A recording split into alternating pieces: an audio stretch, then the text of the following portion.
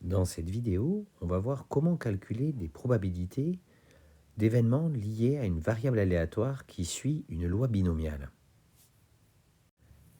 Dans cette situation, on s'intéresse à une usine qui produit des pièces mécaniques pour des automobiles et les normes qualité imposent que la probabilité qu'une pièce soit défectueuse soit égale à 0,05. Pour vérifier cette norme, on prélève dans la production de cette usine 50 pièces. La production est suffisamment grande pour que les prélèvements de 50 pièces soient considérés comme un tirage avec remise. Et on note grand X, la variable aléatoire qui compte le nombre de pièces défectueuses. La première question que l'on peut se poser, c'est quelle loi de probabilité suit la variable aléatoire grand X? Ici, on nous dit que le prélèvement de 50 pièces peut être considéré comme un tirage avec remise parce que la production est suffisamment grande pour cela. Cela signifie donc que ce prélèvement est une répétition 50 fois de manière identique et indépendante de la même épreuve de Bernoulli qui est tirer une pièce au hasard dans la production avec le succès que cette pièce soit défectueuse avec la probabilité de succès égale à 0,05.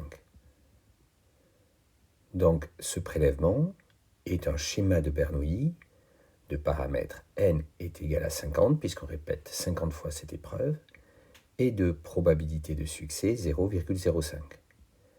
Grand X, qui compte le nombre de pièces défectueuses, c'est-à-dire qui compte le nombre de succès, suit donc la loi binomiale de paramètres n est égal à 50 et p est égal à 0,05. On nous demande de calculer dans un premier temps la probabilité de l'événement qu'il n'y ait aucune pièce défectueuse. Donc cet événement, il peut se traduire à l'aide de la variable aléatoire comme étant que la variable aléatoire prend la valeur 0. X est égal à 0. On cherche donc P de X est égal à 0. P de X est égal à 0, c'est tout simplement la probabilité qu'il n'y ait aucun succès, donc que des échecs. La probabilité d'un échec est de 1 moins P, donc de 0,95. Comme il y a 50 répétitions, la probabilité que X soit égal à 0 est de 0,95, le tout à l'exposant 50. Ce qui donne à 10-3 près 0,077. On nous demande dans un deuxième temps la probabilité qu'il y ait exactement 3 pièces défectueuses dans ce prélèvement. Donc cet événement se note X est égal à 3. Comme X suit la loi binomiale de paramètres n est égal à 50 et de probabilité de succès P est égal à 0,05, on peut donc dire par définition que P de X est égal à 3 est égal à 3 parmi 50, le nombre de chemins dans l'arbre qui modéliserait tout ce prélèvement, donc des 50 petites épreuves de Bernoulli, donc un arbre à 50 étages. 3 parmi 50 vient donner en fait le nombre de chemins dans cet arbre qui mène très exactement à l'événement X est égal à 3. 3 succès parmi les 50 épreuves. Donc P de X est égal à 3, est égal à 3 parmi 50, fois la probabilité de ces 3 succès, donc P à l'exposant 3, fois la probabilité de tous les autres échecs, c'est-à-dire 47, 50 moins 3, donc 1 moins P à l'exposant 47. Cela donne donc P de X est égal à 3, est égal à 3 parmi 50, fois 0,05 à l'exposant 3, fois 0,95 à l'exposant 47. Voilà, mais pour calculer précisément cette probabilité, on va utiliser la calculatrice. Si on utilise la calculatrice NumOrs, on va donc commencer par choisir le menu probabilité. Puis après avoir appuyé sur OK, on aboutit à un choix de différentes lois de probabilité et nous on prend la loi binomiale.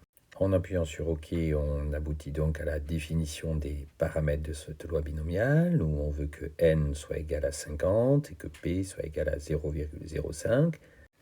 On appuie alors sur suivant.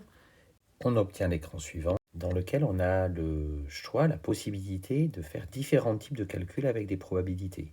Il y a 4 choix possibles qui correspondent à 4 icônes possibles. Alors là, on prend l'icône où il y a la petite courbe en cloche et dans lequel il y a une seule barre. Ça correspond au calcul d'une probabilité avec la loi binomiale pour une valeur précise prise par la variable aléatoire.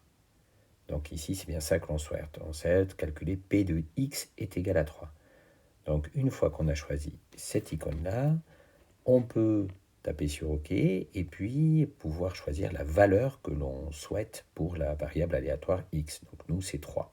En appuyant sur Entrée, on voit apparaître la valeur de la probabilité que l'on souhaite calculer. P de x est égal à 3 est égal à environ 0,2198 Donc à 10-3 près, elle vaut environ 0,220.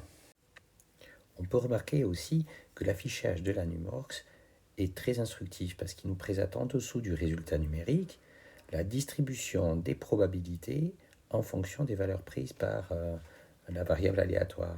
On a ce diagramme en barre qui en effet nous présente sur l'axe des abscisses toutes les valeurs que peut prendre la variable x. Elle peut prendre toutes les valeurs en effet entre 0 et 50. Et chacune des barres représente la probabilité que x soit égal à cette valeur-là. Et là, on se rend compte qu'il y a en fait visible sur cet écran 8 barres différentes. Les 8 barres qui correspondent à chacune des valeurs de 0 à 7. Donc, on peut dire qu'en fait, x va prendre avec une probabilité quasi nulle toutes les valeurs, par exemple, entre 10 et 50. Le hasard fait n'importe quoi. X peut prendre toutes les valeurs entre 0 et 50. On peut avoir entre 0 succès et 50 succès. Mais il ne le fait pas n'importe comment. On peut quand même se dire qu'il y a une probabilité quasi nulle. Donc c'est quasiment un événement impossible que X soit supérieur ou égal à 10. On souhaite maintenant calculer la probabilité qu'il y ait au plus 3 pièces défectueuses. Donc ça signifie que on souhaite calculer la probabilité de P de x inférieure ou égale à 3. Pour ce faire, là, on utilise encore la calculatrice. On a déjà défini la loi binomiale ici. On n'a donc plus du tout à redéfinir le paramètre n, c'est toujours 50, le paramètre p 0,05. Il suffit donc que l'on choisisse dans le calcul de probabilité maintenant l'icône où l'aire qui est assurée est avant une valeur donnée.